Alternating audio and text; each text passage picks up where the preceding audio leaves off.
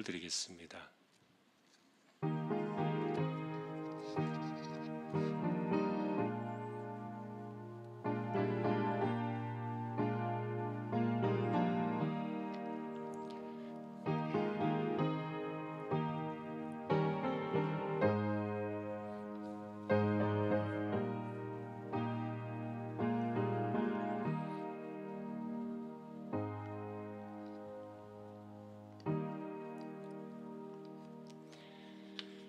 너희는 믿음 안에 있는가? 너희 자신을 시험하고 너희 자신을 확증하라. 예수 그리스도께서 너희 안에 계신 줄을 너희가 스스로 알지 못하느냐? 그렇지 않으면 너희는 버림받은 자니라. 이 시간도 하나님을 예배합니다. 저희들을 세워주셨습니다. 성령께서 이 시간 부족한 심령들을 주장하시고 또 예배를 인도하셔서 우리 하나님 홀로 영광을 받으시옵소서. 예배의 시종을 의탁합니다. 존귀하신 예수 그리스도의 이름으로 기도하옵나이다. 아멘. 찬송가 391장입니다.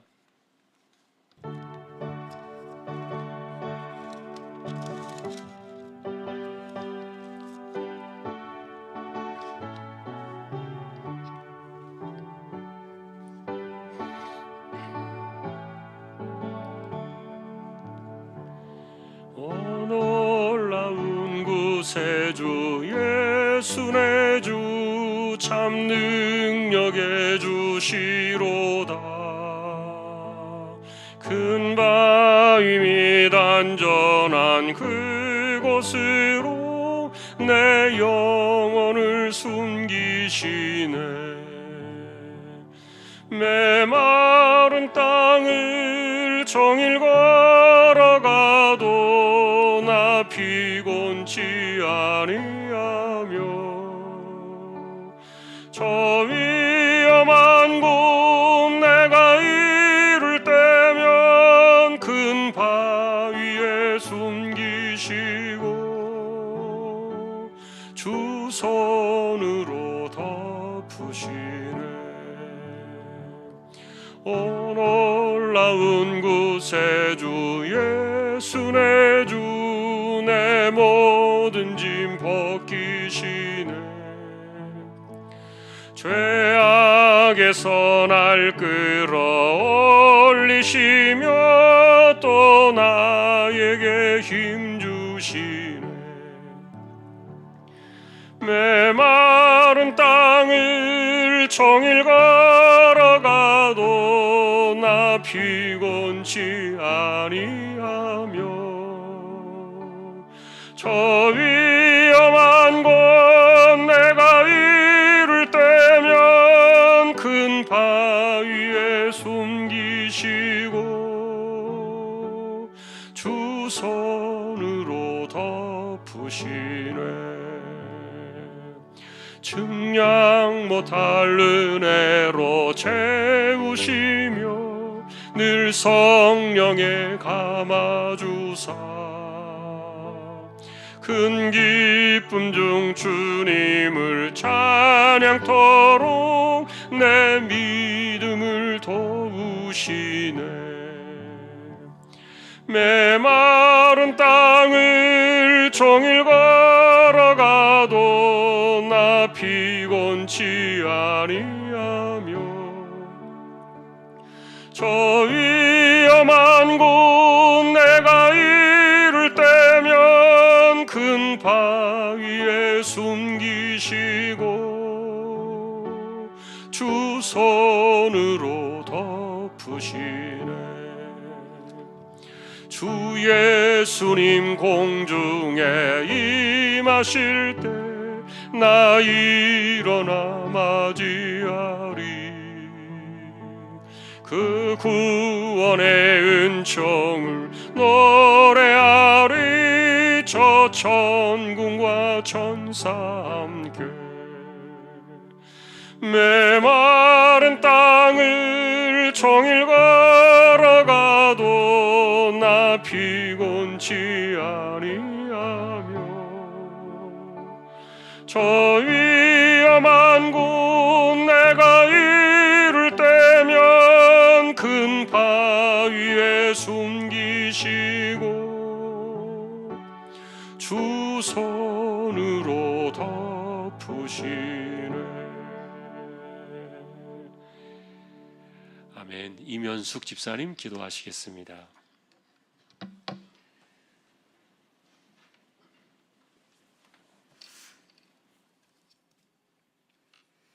할렐루야. 사랑이 많으신 하나님 아버지, 주님의 은혜와 사랑을 진실로 감사드립니다. 이 시간 몸과 마음과 정성을 다하여 주님께 예배드리기 원하오니 기쁘게 받아주시옵소서. 하나님 예배에 함께 온 이 약한 마음과 행함을 고백합니다. 주님이 아닌 자신과 세상에 보여지고 만져지는 것에만 온 신경을 쏟아내고 살았음도 고백합니다. 시기, 질투, 미움, 탐심들로 점철된 우리의 삶들을 오늘 말씀 앞에 회개하오니 용서하여 주시옵소서. 주님의 아름다운 품성들만이 드러나게 하여 주시옵소서.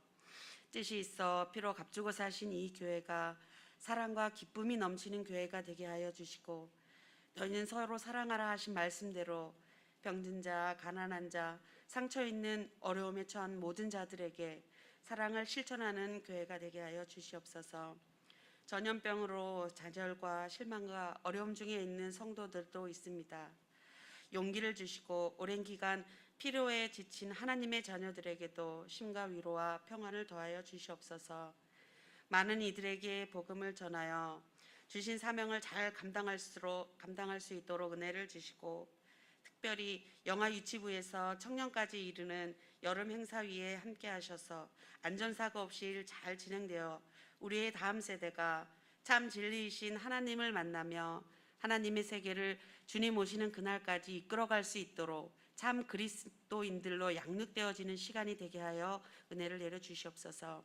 무더운 여름을 힘들게 지나고 있는 가운데에 우리 그리스도인들이 나라의 안팎으로 불고 있는 경랑 같은 시간을 말씀과 기도와 인내로 견디고 주님의 찬란한 영광을 드러내는 도구로 쓰여지길 간절히 원하옵나이다. 강단에 서신 목사님 건강으로 지켜주시고 말씀에 능히 있어 듣는 자에게 주님 임재하심을 체험하는 귀한 말씀들이 되게 하여 주시옵소서. 모든 성도의 삶이 감사가 넘치도록 축복하여 주시길 원하며 살아계신 예수 그리스도의 이름으로 감사하며 기도하옵나이다. 아멘.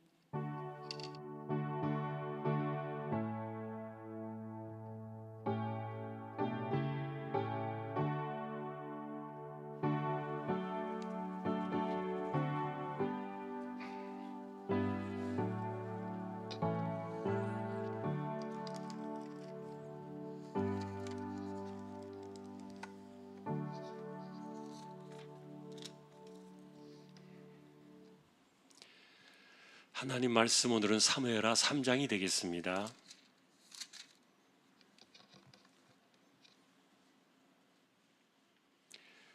사무엘하 3장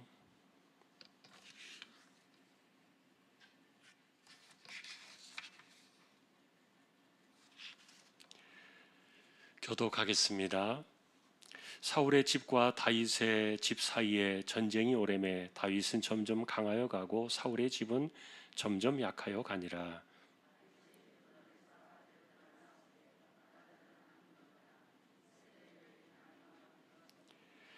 둘째는 길라압이라 갈멜 사람 나발의 아내였던 아비가일의 소생이요, 셋째는 압살롬이라 그술 왕 달메의 딸 마아가의 아들이요,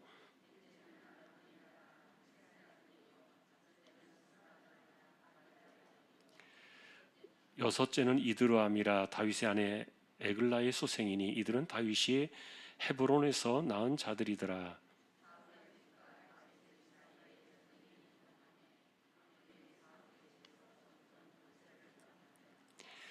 사울에게 첩이 있었으니 이름은 리스바요 아야의 딸이더라. 이스보셋이 아브넬에게 이르되 네가 어찌하여 내 아버지의 첩과 통간하였느냐 하니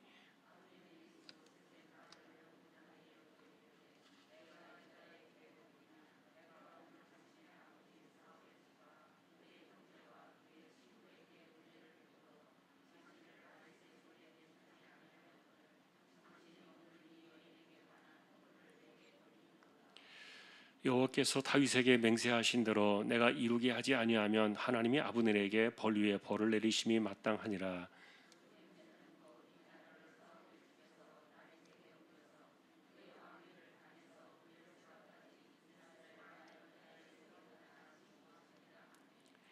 이스보셋이 아브넬을 두려워하여 감히 한마디도 대답하지 못하니라.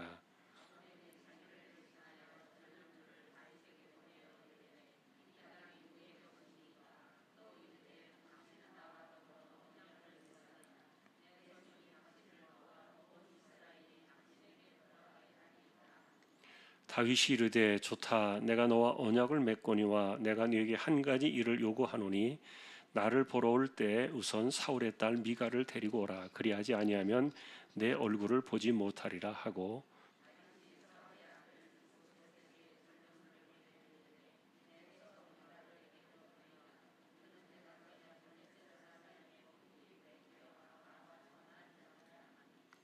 이스보셋이 사람을 보내 그의 남편 라이스의 아들 발디알에게서 그를 빼앗아 오매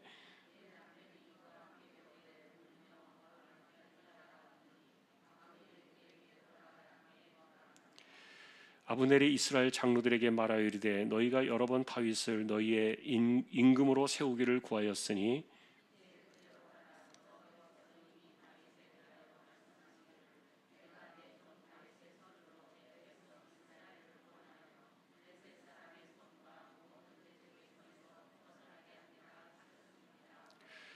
아브넬이 또 베냐민 사람의 귀에 말하고 아브넬이 이스라엘과 베냐민의 온 집이 선하게 여기는 모든 것을 다윗의 귀에 말하려고 헤브론으로 가니라.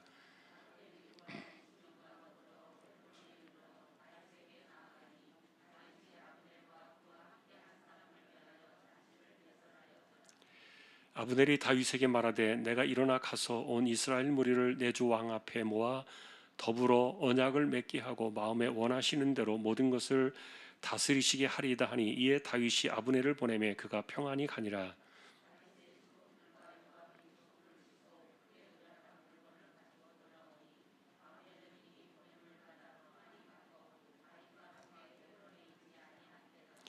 요압 및 요압과 함께한 모든 군사가 돌아오매 어떤 사람이 요압에게 말하여 이르되 내레 아들 아브넬이 왕에게 왔더니 왕이 보내매 그가 평안히 갔나이다 하니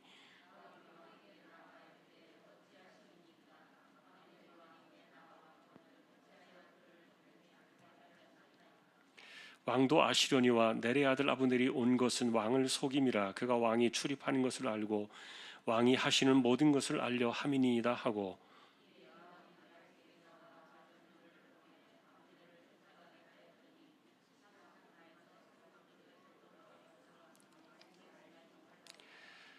아브넬이 헤브론으로 돌아오매 요압이 더불어 조용히 말하려는 듯이 그를 데리고 성문 안으로 들어가 거기서 배를 찔러 죽이니 이는 자기의 동생 아사엘의 피로 말미암음이더라.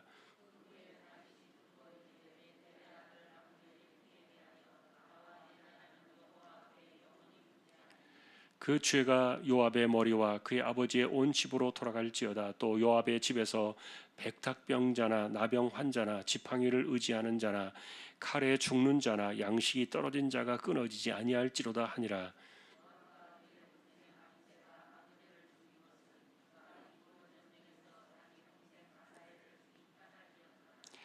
다윗이 요압과 및 자기와 함께 있는 모든 백성에게 이르되 너희는 옷을 찢고 굵은 배를 띠고 아브넬 앞에서 애도하라 하니라. 다윗 왕이 상여를 따라가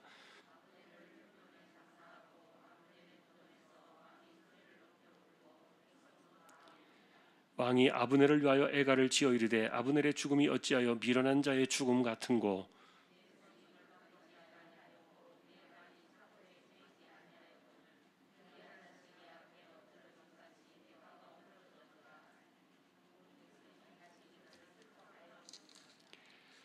석양에 문 백성이 나와 다윗에게 음식을 권하니 다윗이 맹세하여 이르되 만일 내가 해지기 전에 떡이나 다른 모든 것을 맛보면 하나님이 내게 벌 위에 벌을 내리심이 마땅하니라 하며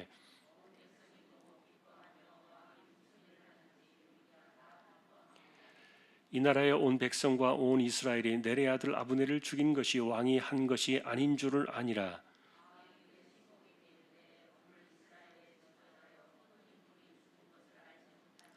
함께 하겠습니다. 내가 기름 부음을 받은 왕이 되었으나 오늘 약하여서 수르야의 아들인 이 사람들을 제어하기가 너무 어려우니 여호와는 악행하는 자에게 그 악한 대로 갚으실지로다 하니라.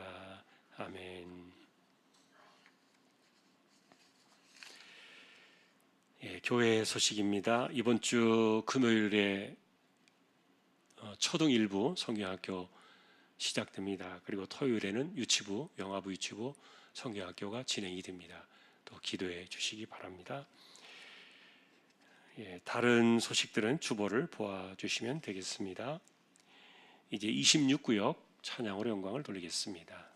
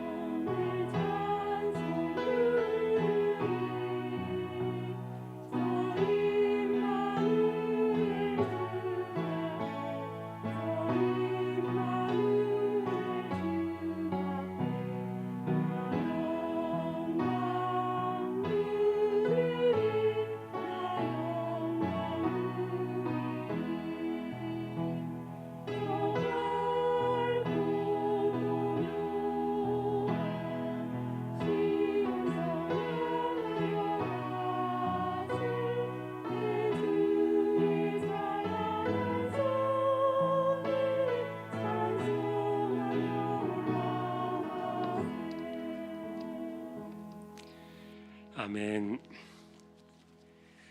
하나님 감사합니다. 26구역을 세워주셨습니다. 하나님께서 돌아보아 주시고 구역의 식구들 모두를 믿음으로 든든히 서도록 지켜주시기를 소망합니다. 말씀을 상고하려고 합니다. 부족한 총과 저희 모두에게 말씀으로 임재하여 주십시오. 존귀하신 예수님의 이름으로 기도합니다. 아멘.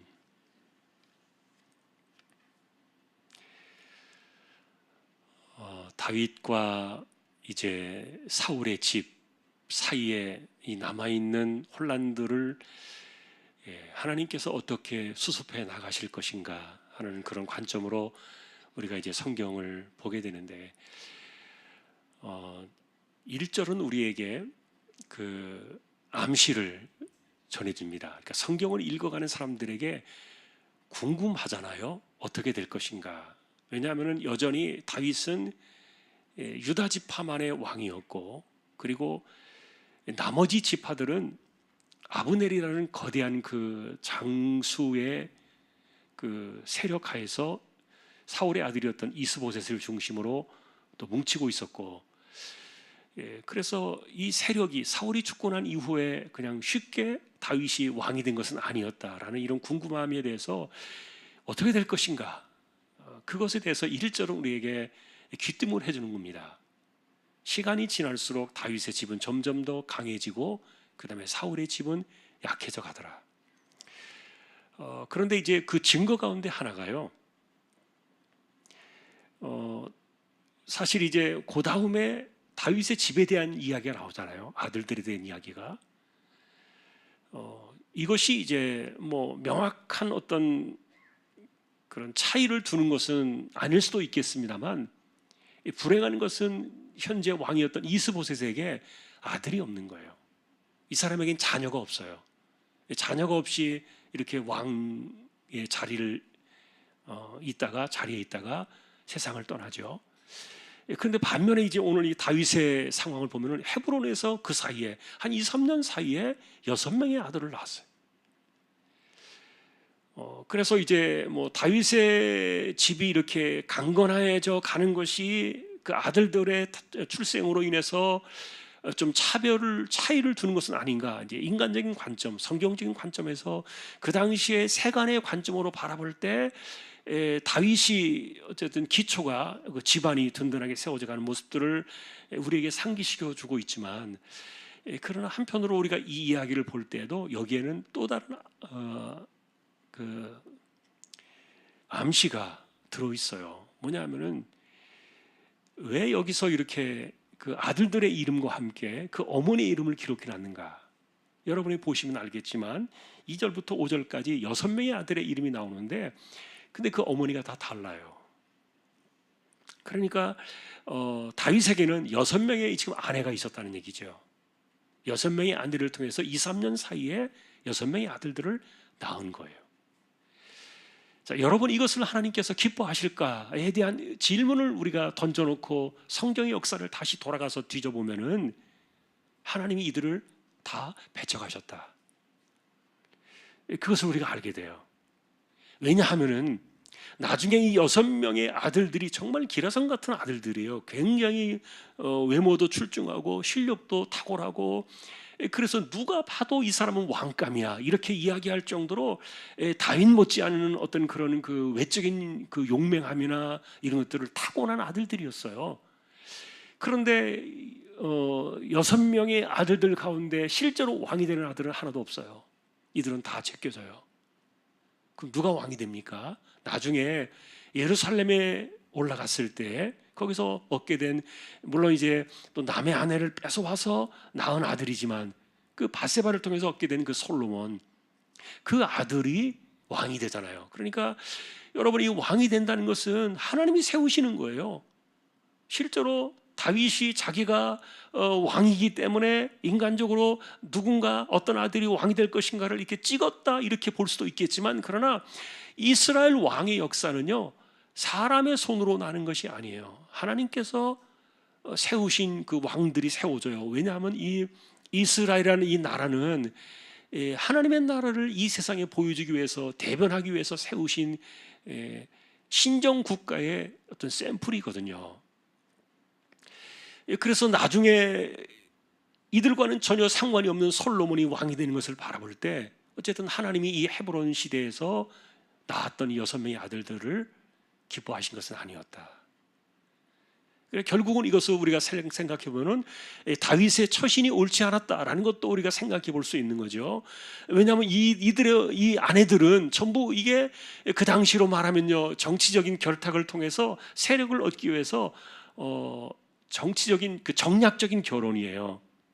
여러분, 정략적인 결혼이라는 게 뭡니까?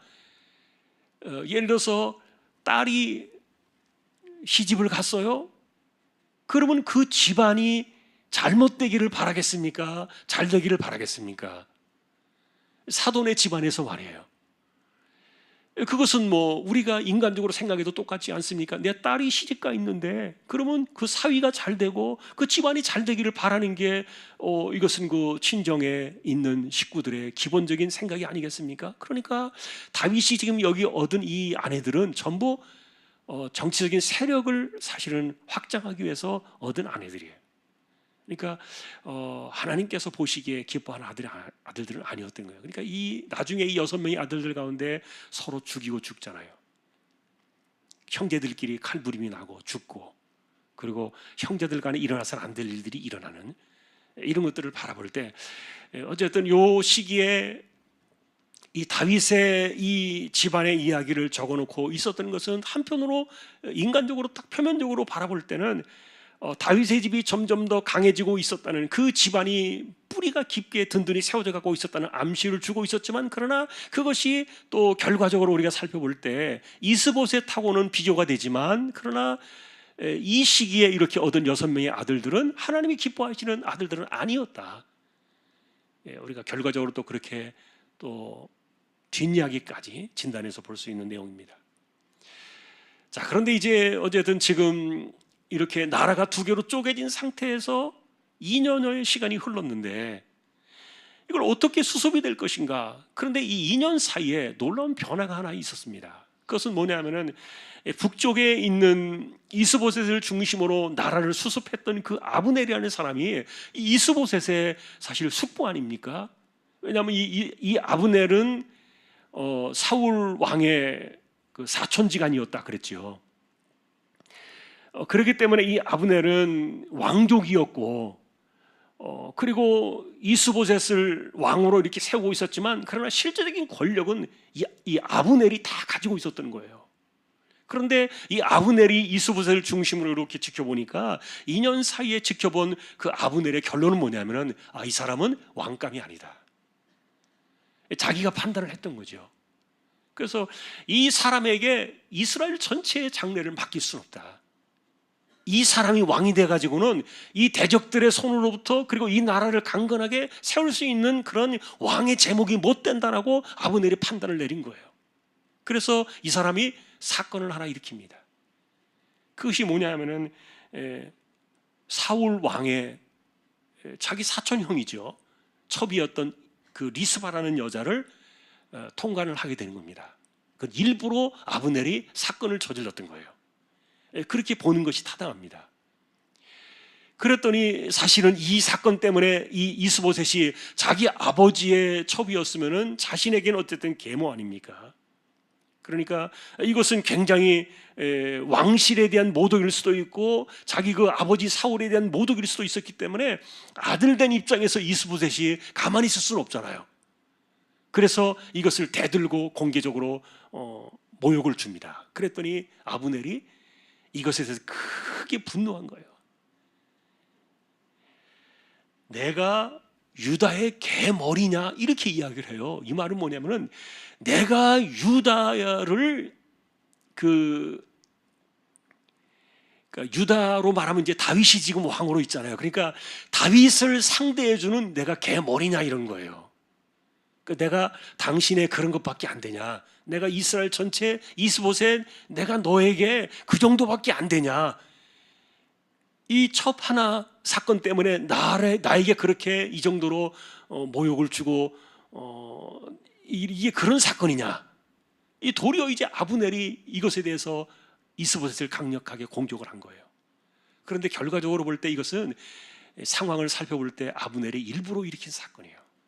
이스보셋을 대적해서 자기와 척을 지게 하려고. 명분이 없잖아요. 그래서 이 아브넬이 이스보셋과 등을 지려고 명분을 쌓기 위해서 이 사울의 첩 사건을 일으킨 것으로 보여지는데, 그런데 문제는 뭐냐면은 이스보셋이 힘이 없는 거예요. 이 바지왕이에요. 우리식으로 말하면은 아무 힘이 없어요. 권력이 없어요. 자기 왕의 자리에 앉아 있지만, 그러나 실제로 모든 권력은 아브넬이 다 쥐고 있거든요. 그러니 뭐 말만 이렇게 했다가 그냥 깨갱하고서 그냥 금방 꼬리를 감춘 거예요. 이스보셋이 한마디 말을 못해요. 그러나 이제 문제는 결과적으로 이렇게 이스보셋과 아브넬이 대적을 일으킨, 이 서로 상대해서 화합할 수 없는 그런 그 정치적인 그 싸움의 갈림길로 돌아선 것처럼 이렇게 세상에 이제 보게 된 거죠. 이렇게 나온 거죠. 그러고 나서 이제 아브넬이 다윗에게로 온 겁니다. 전령을 보냈습니다. 당신이 이스라엘의 왕이다. 그것을 하나님께서 기뻐하실 것이다. 그래서 왜 아브넬이 이것을 하나님께서 맹세하셨다고 했는지를 그것은 잘 모르겠어요. 그러나 아마도 그 당시에 사울 시대에도 이미 다음 세대의 왕은 다윗이다. 이것은 사울 왕의 입에서도 나온 적이 있었고, 그러니까 수많은 사람들이 그런 이야기를 알고 있었던 것 같아요. 다음은 하나님께서 다윗을 왕으로 세우셨다는 것을 이렇게 풍문으로 떠들고 있었던 이야기들인데, 사실 사무엘에 의해서 기름 부음 받았다는 사실은 모르는 사건들이었고요. 그런데 세상에 떠돌던 그 이야기를 아브넬이 받아들이는 거예요. 그래서 그릇을 딱 비교해 보니까 이스보셋과 다윗과의 이 차이는 너무 그릇 차이가 나는 거예요. 그래서 아브넬이 전령을 보내가지고 나라를 위해서, 나라의 장래를 위해서 당신이 왕이 되어야 한다. 이렇게 이제 전령을 보내서 화친을 이야기하고 그 언약을 맺는 것에 대한 사람을 보낸 겁니다. 자, 다윗의 입장에서는 이제 2년여 사이에 정말 싸울 수도 없는 일이고 가만히 앉아서 어떻게 될 것인가 기다리고 있었던 거예요. 다윗의 입장에서는. 그런데 이 아브넬이 스스로 이렇게 밥상을 떠들고 온 겁니다. 그러니까 얼마나 좋아요 이게.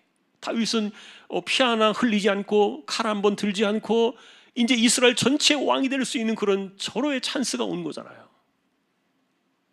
하나님께서 이렇게 또 역사하시는구나. 아마 그렇게 생각을 했겠죠. 그래서 20명의 그 사람들을, 사신들을 데리고 내려온 겁니다. 아브넬이 그래서 다윗의 그 답서를 받아들고는요, 의심하지 않았습니다. 전혀 다윗을 의심하지 않고 무장한 사람들을 데리고 내려가야만 했던 그런 그 위험한 상황이었는데 다 제쳐놓고 20명만 딱 데리고 다윗에게로 간 거예요. 그리고 둘이 서약을 한 겁니다. 계약서를 쓰고 거기다가 친서를 또 이렇게 사인을 하고. 그래서 이제 다음 왕은 이제 다윗인데 내가 이스라엘 모든 사람들을 불러다가 당신이 왕이 되었음을 선포하고 세우겠다. 그 정도로 아브넬이 힘이 있었거든요. 이것은 우리가 생각해 볼 때 하나님이 쓰신 그런 하나님께서 역사하시고 섭리하신 방식이라고 봐요. 아마도 그러나 다만 이제 무슨 일이 있었는가 하면은 복잡하게 얽혀 있지만 사실 인간의 삶 속에 그 어둠과 밝음이 항상 존재하는데요. 이 무슨 말이냐 하면은 아브넬이 이렇게 다윗에게 이스라엘 전체 왕이 될 것을 이 권한을 싸들고 내려왔을 때는 이 사람이 그냥 다 갖다 바친 것이 아니에요. 성경에는 그런 것이 나와 있지 않지만 아마도 틀림없이 다윗에게서 자신의 어떤 지분을 분명히 요구했을 거예요. 이건 우리가 정치적인 관점에서 성경을 바라볼 때 이것을 이야기할 수 있는데, 그러니까 아브넬은 이렇게 이스보셋에게 붙어서 별로 희망이 없는 그런 것보다도 정말 하나님께 기뻐하시는 다윗에게 붙어서 나라를 부강하게 세우고 자신의 자리를 확보하는 것이 낫겠다. 자기가 왕이 되지 않을 바에는 그것이 최고잖아요. 그래서 이렇게 다윗을 이제 세우면서 소위 말하는 1등 개국공신 이런 것이 되려고 생각을 했던 거죠. 자, 어쨌든 그러나 그것은 하나님께서 아브넬을 통해서 이 나라를 전쟁 없이 하나로 수습하시려는 하나님의 방식이었는데, 자, 그런데 문제는 이 아브넬이 이렇게 다 계약을 마치고 정말 기분 좋게 돌아가고 있었는데, 그런데 뒤늦게 이 사건을 알지 못하고 돌아온 요압이라는 사람, 이 사람이 문제죠. 여러분, 이 요압이라는 사람은 누구라 그랬습니까? 다윗의 큰 누님의 아들들이에요. 그런데 나이가 자기보다 많아요, 요압이.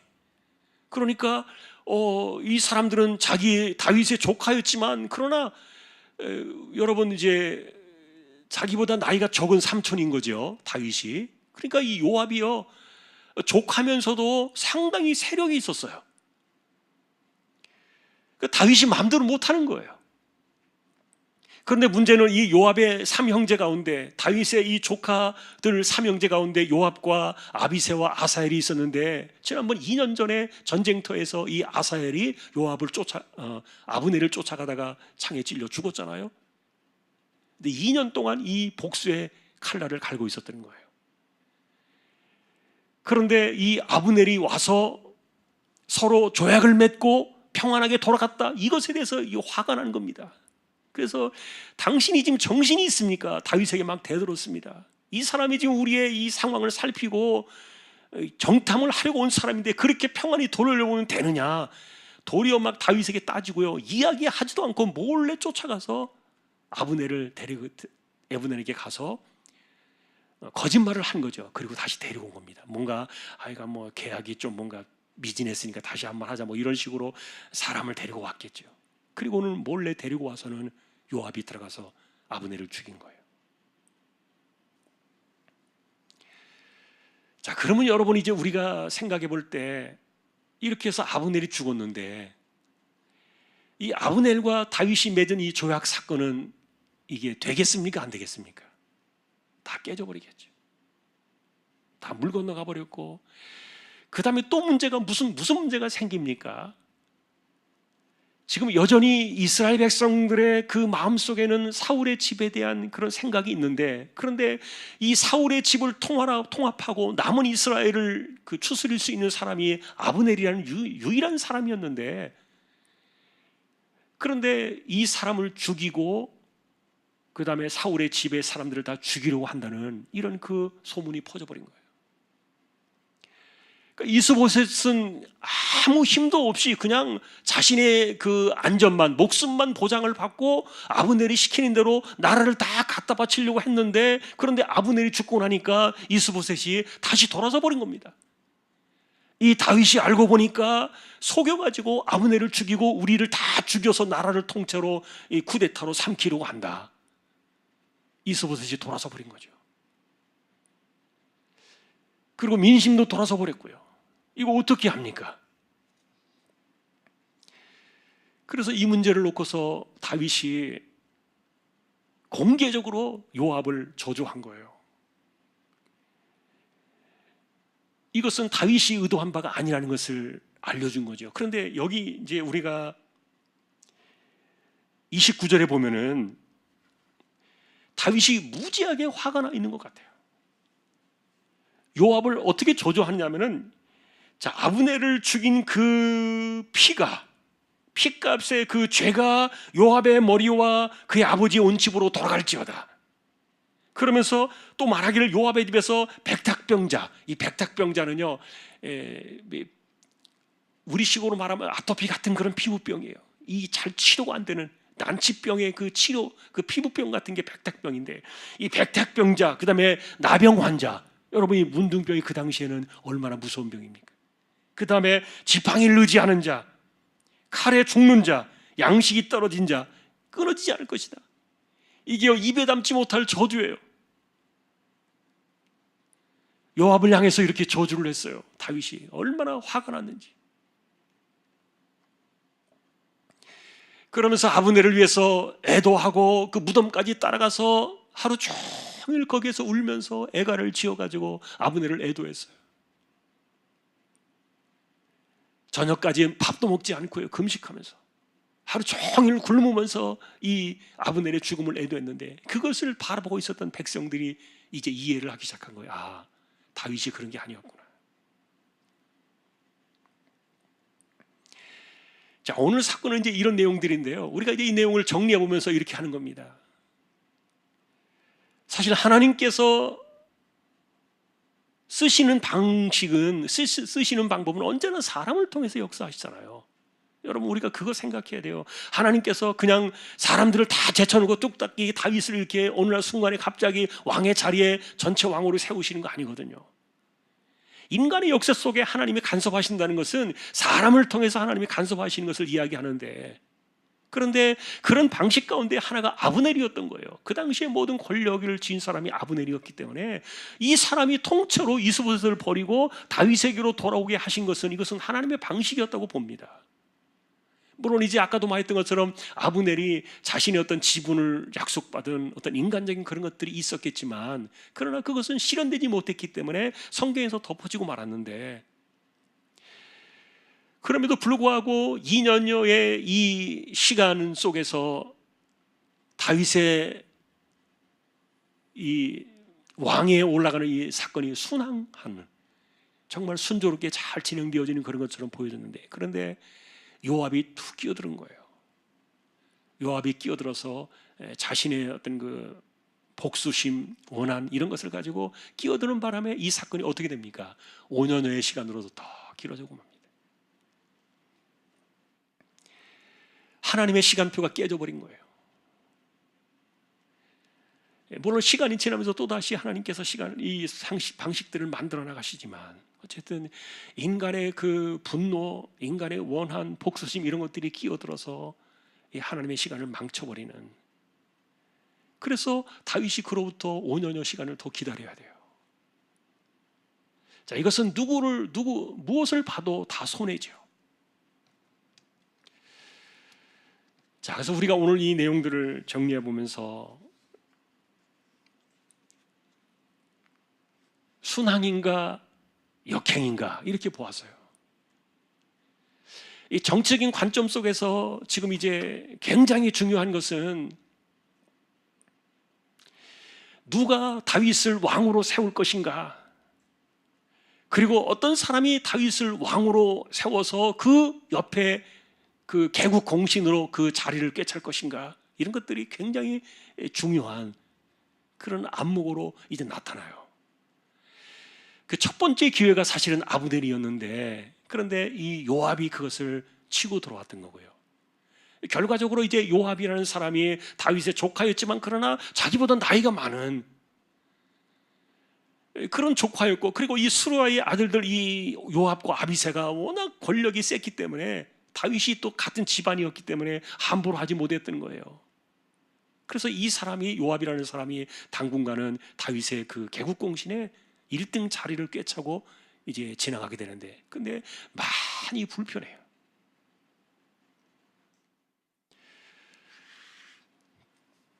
자, 오늘 우리는 이제 이 내용을 이렇게 다시 한번 정리해 보면서, 하나님의 방식들을 인간이 깨뜨릴 때, 인간의 어떤 분노나 인간의 어떤 그 원한이나 감정이나 이런 것들이 개입돼 가지고 이것을 깨뜨릴 때, 그것은 하나님의 시간을 깨뜨리고 지연시키고 뒤로 미루게 되는 그런 방식들을 우리에게 보여주는 거예요. 다윗이 얼마나 이게 가슴 아프고, 그리고 이 사건이 너무너무 힘들었을 사건이었을까, 그런 것들을 주목해 보게 되는데, 어쨌든 여러분, 지금도 이 요압의 이 끼어드는 사건 이런 것들은요 언제나 있어요. 그러니까 하나님의 일들, 하나님의 방식은요, 어쨌든 기다림, 그리고 참고 견디는 것, 그런 가운데 하나님의 일들을 하나님께서 진행해 나가시도록 이렇게 보아야 되는데, 그런데 인간의 감정이 그렇지 못한 것 같아요. 그래서 자신의 감정을 다스리지 못하는 사람들 때문에 언제나 일은 역행하게 되어 있어요. 그게 빨리 가는 것 같아도 절대로 빨리 가는 거 아니에요. 감정을 다스리지 못하면 절대로 일은 정상적으로 진행되지 못해요. 오늘 이 아브넬의 죽음 사건, 이 조약 맺은 이 사건들 속에서 나와 있는 핵심의 결론은 그겁니다. 인간의 감정과 분노와 그리고 원한, 이런 것들을 다스리는 사람들이 결국은 하나님의 일에 순항하는 사람들이다.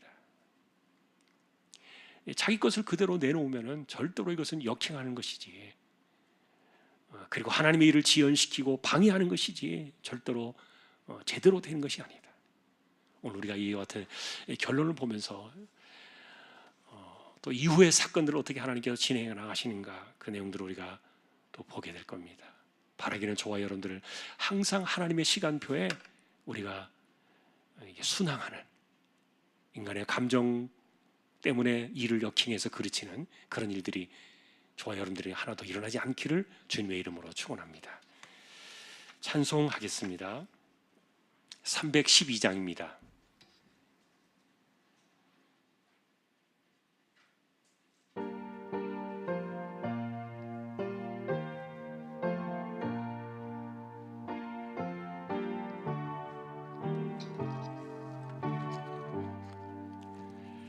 너 하나님께 이끌리어 일평생 주만 바라며 어려울 때 힘주시고 언제나 지켜주시리.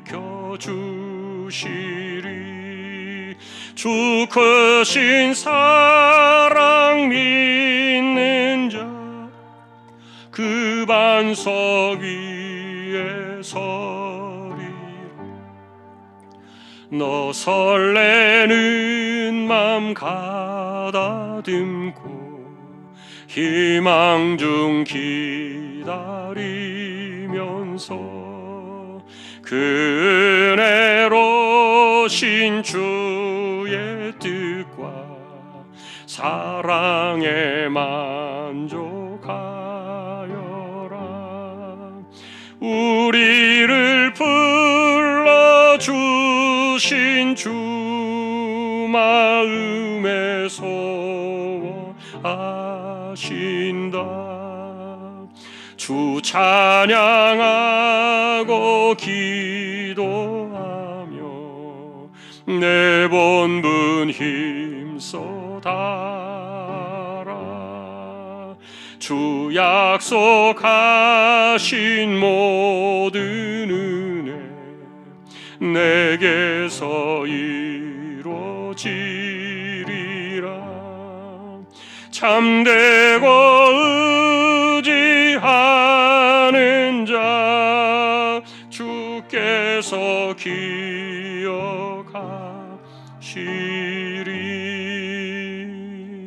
아멘.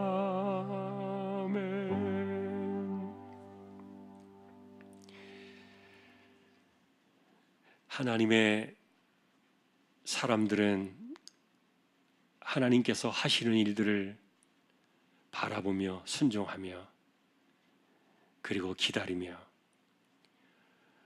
또 자신의 감정대로 하지 않아 하나님의 일들을 역행하지 않는 그런 믿음의 방식들이 우리의 삶이 되게 해주시고, 이들을 바라보면서 우리가 삶을 배우며 또한 깨달음을 얻게 하여 주시기를 원합니다.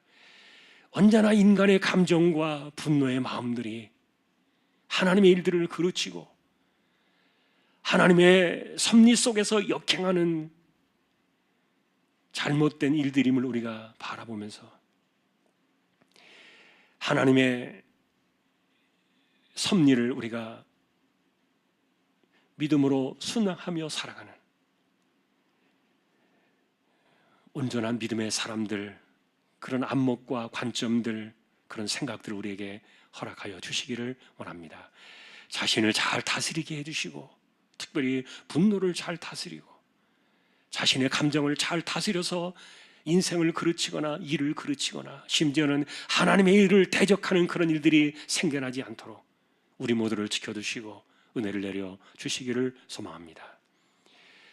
하나님께서는 언제나 하나님의 시간표를 따라 하나님의 사람들을 이끌어 가시고 하나님의 방식대로 일을 섭리해 가시며 또 진행해 나가시는 것을 우리가 분명히 알고 하나님의 관점 속에서 세상을 바라볼 수 있는 그런 안목과 눈이 언제나 우리에게서 가려지지 않도록 하나님께서 우리의 눈을 뜨게 하여 주시기를 원합니다.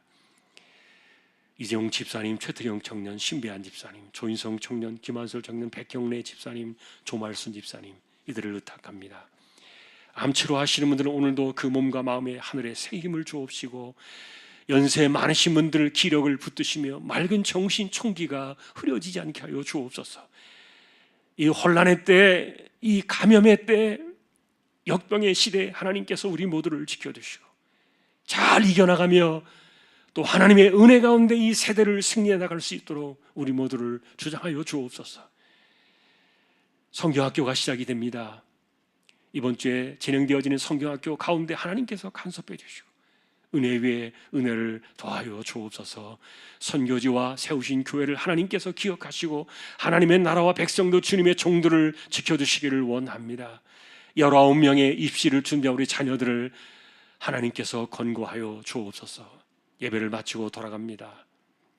이 세대를 이겨나가는 우리의 모든 심령들, 믿음의 사람들, 하나님께서 우리 시대에 그리고 우리의 삶 속에 우리의 인생의 시간 속에 무엇을 어떻게 진행해 나가신가를 볼 수 있는 영적인 깨달음과 안목을 언제나 우리에게 주시고 하나님의 그 중심으로 인생을 해석하며 이 세상을 거르치지 아니하고 시간을 깨뜨리지 아니하고 하나님의 섭리 속에서 순조롭게 순탄하게 인생을 걸어가는 저희들 모두가 되기를 다시 한번 주님의 이름으로 간절히 기도하오며 우리에게 영원한 생명으로 찾아오신 우리 주님 예수 그리스도의 은혜와 하나님 아버지의 사랑과 성령님의 감화 감동 위로 인도 교통 충만하심이 언제나 하나님의 섭리 속에 순응하며 살아가기를 원하는 우리 모든 심령들 조항의 가족들 위해 이제로부터 영원까지 함께 있을지어다. 아멘.